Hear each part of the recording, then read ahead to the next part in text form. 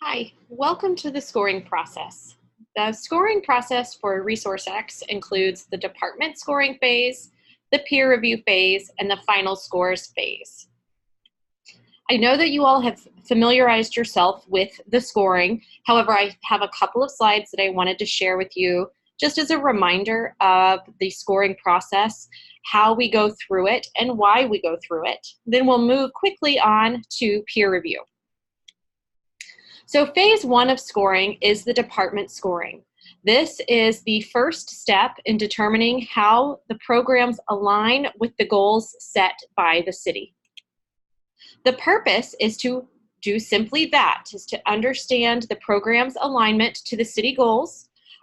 That is going to come from the perspective of the department or the person offering the service. That is to say, the departments are the subject matter experts for these services they are providing.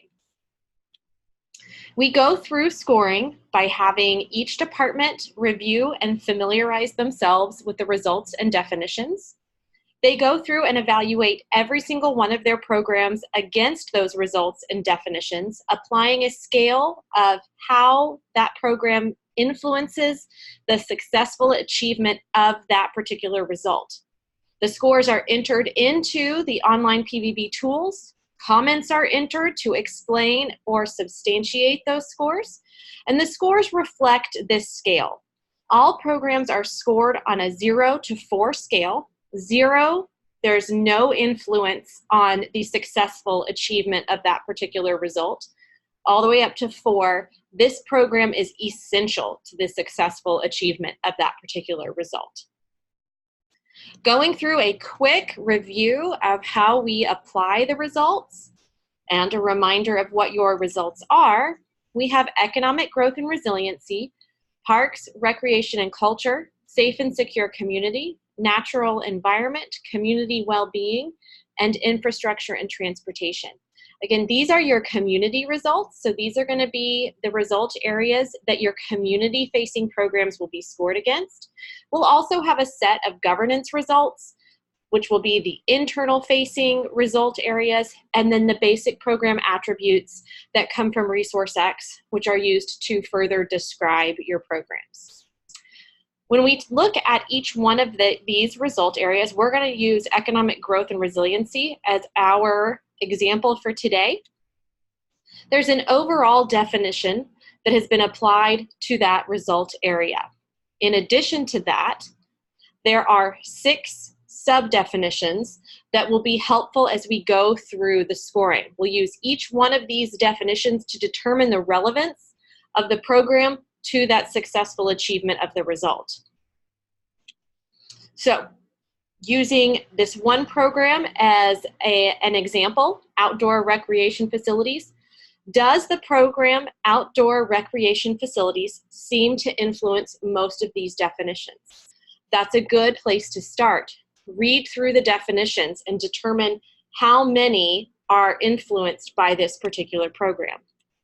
So, first question, what degree of influence does the program have on the ability to achieve the result? Again, using that 0 to 4 scale, 0, there is no influence, all the way to being essential to the success of. Second question to ask yourself, if the program went away, would the city still be able to achieve the result successfully? Often this question helps you just to determine the impact or influence of that particular program on the result. Just a reminder, there's no program in your inventory that's going to score all 4s against all 6 of those community results, and no program is going to score all 0s. So just know that there's going to be a mix and that is appropriate and expected. We really want to encourage during the department phase honest assessments, knowing that one score for one result area isn't going to make or break a program. And the more honest assessments that happen during the department phase, the easier and I think more impactful peer review will be, because there will be a better understanding and more agreement on those scores. We also encourage the use of comments to help explain why somebody scored a program the way that they did, especially from this department perspective to the peer review perspective. Having those department subject matter experts explaining their knowledge of how the program is offered and why they chose the score that they did based on their particular knowledge of that program or service. It's going to be invaluable as we get into peer review. So moving on to that phase 2 of peer review, which is where we evaluate the scores for fairness and consistency. So the purpose of peer review is to review and validate the scores from the perspective of a result area expert. So we're taking that shift from department subject matter expert. We are now moving over and we are going to evaluate programs based on results. So this is also to provide a consistent and fair approach to program alignment and to support data validity. The way that we go through this is that we create cross-functional teams and assign each team to one result or BPA. These teams are going to familiarize themselves with their result and the associated definitions, and they're going to schedule 3 90-minute meetings to review the program scores and make their recommendations. It's a downloadable template from the online PBV tools. So each team will work through that template to determine whether or not they agree with the score the department gave or if they would recommend a change. Once those templates are complete, we will upload those back into online PBV for a final score calculation. Next, I wanted to walk through an example of how peer review could be perhaps better understood. So this is not from your organization. This is just an example from our database so that you can get an understanding. This is somewhat of an extreme example, but I do think that it will help to illustrate the process. So for this particular organization, they have a program called General Patrol in their police department. As the subject matter expert for that particular program, the police department scored this General Patrol program a 4 in safe and secure community, which, you know, if you're asking yourself from a peer review perspective, do you agree with that 4 for safe and secure community? I would say yes. Now, they've given themselves a score of 0 in every other community result area: culture and recreation, economic growth, environment, infrastructure, and place to live and work. Do we agree with a 0 in every other aspect of alignment? I have some questions about that, and I think that that's going to be a good exercise for us to walk through. So we are reviewing the scores that the department self-assessed for their program, and we are switching perspectives, and now we are going to work towards validating or recommending a change for those scores from the subject matter expert perspective for a particular result area. So if we do a little bit further investigation into what supported the different scores, these are those sub-definitions like you all have utilized in your result chart. So this General Patrol program scored a 4, again, in safe and secure community, but it has scored a 0 so that there is no influence in any other result area for this General Patrol program. So when peer review comes around, how do you suppose peer review evaluated the same program?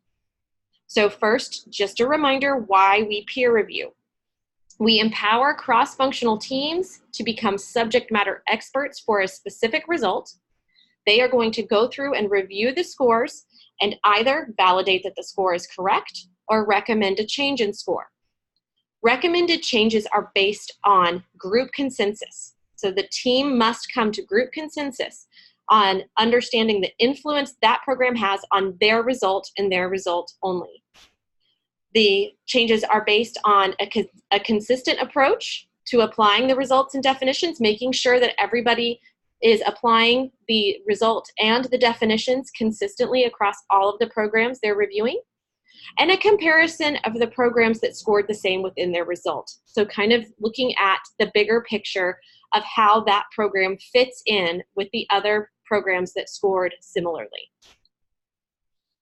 So for our example today, we are going to become the peer review team for quality and affordable place to live and work. A little bit more information on that particular result area. The subheadings are on the left: development, redevelopment, safe community, affordable housing, community involvement, multimodal transportation, culture, arts, and recreation and environment. You'll see in the middle a more specific definition for each one of those sub-definitions. And I'm going to let you read through those as you find time. But I want to just have a quick review of where else this program may have some influence. So the department, again, scored general patrol in the police department as a 0 for quality, for its influence on quality and affordable place to live and work. In reading through these more specific definitions, I'm going to just read through the ones that we have an X by. Fosters neighborhoods that encourage diversity, vibrancy, safety. Already right there's got to be some influence. Provides a safe, attractive, and consistently regulated community. There again, I think affordable housing has some influence from general patrol. Connects neighborhoods and commercial centers with a multimodal transportation network that provides for improved accessibility and enhanced traffic flow. Again, general patrol probably contributes to that. Provides safe, accessible, and attractive parks, trails, open space, and public facilities. So again, I think that there is probably some aspect of general patrol that influenced the success of that particular result area. So we've gone from quality and affordable place to live and work, we've gotten to know those subheadings, and then we've also gotten to have further explanation for each definition. Based on that, do you think the department score of 0 is correct? In my exercise, pretending that I am on this quality and affordable place to live and work peer review team, I found 4 areas where I believe there is influence for this program on this result. So, does general patrol help make the city a quality and affordable place to live and work? Peer review said not only did they disagree with a score of 0, they're recommending a score of 4, that general patrol is essential to the success of quality and affordable place to live and work. Now, again, I said at the beginning, this is a fairly dramatic example, but now let's walk through and see if we agree with that peer review score and try to think through what the thought process was as they determined to change it from a 0 to a 4. So you'll see here, we've got a department score of 0, we have a peer review score of 4, and now let's take a look at some of the questions that we could ask to try to make the peer review of a 4. Let's go through and try to validate that. So, again, we are peer reviewing for consistency and understanding. Did the department get it right? So, first question, as a peer review team, do you understand what the program is and or does?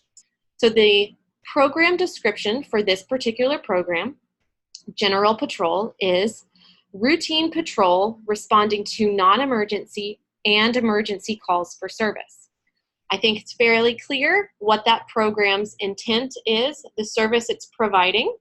So I think we can say, as the peer review team, we understand what that program is or does. Now, you may want more detail on specific services, and that's fine. That's when the peer review can go back to the department and ask for some more clarification on what that program is or does. Now, did the department get it right? Second question, do you agree with the score? Do you recommend a change?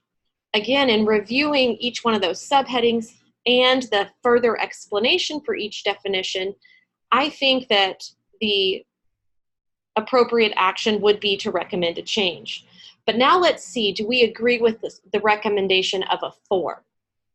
So first, let's review what else scored a 0 in quality and affordable place to live and work. So just pulling up the other programs that scored a 0 on this peer review template. So we have general patrol, and does it belong in the same category or same score range as sewer rate administration, as records management, as warehouse operations, as account collections? Does it make sense that general patrol has the same influence on the success of quality and affordable place to live and work as print materials? I would argue that general patrol has a higher degree of influence on the successful achievement of this particular result area than the other programs that fell into the same score. So let's look at it from the other end. What else scored a 4? Does general patrol fit better in this grouping of programs as essential to the successful achievement of this result? So 911 emergency dispatch, emergency management, community center improvements, business expansion, attraction, and retention incentives. In my opinion, peer review got this right because this is where general patrol fits best. It seems that this grouping of programs has a similar degree of influence on the success of this result. So this is just an example of the questions that will be asked as we go through peer review and the potential process for each peer review team as they go through and try to evaluate and validate the scores. So a few slides ago, we talked about the teams needing to set up 3 meetings. So let's look at that in a little more detail. So we're going to plan for 3 60 to 90-minute meetings. Maybe you start with a 90-minute meeting and you can move the next 2 to 60. But in that first meeting, you need to come in prepared with knowledge of your result and the definitions.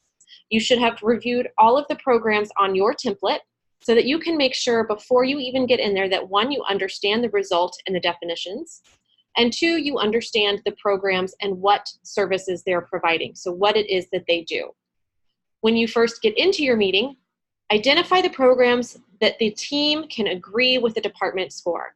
Go ahead and get those out of the way and off your plate. Next, identify programs where you might need to go back to the department for more information. Because between meeting 1 and 2, you can gather that information and be prepared to get more accomplished in the second meeting. So discuss additional information obtained from the departments between those meetings. Then assess the programs now that you have that new info.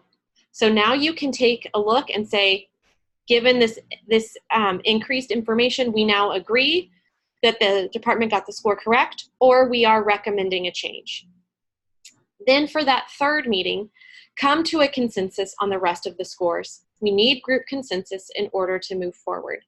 So step back and look for that consistency and fairness. Make sure that you have every score filled in, and then return the scorecard to the super user team. The template for peer review looks just like this. The template will default with the department scores in the score department column, and we will be looking for the peer review teams to fill in the score peer column. They will be sorted by default from highest to lowest scores. You can enter in the scores for all of those that you agree with in the score peer column and filter those out of the way, and then work through those where you might recommend a change.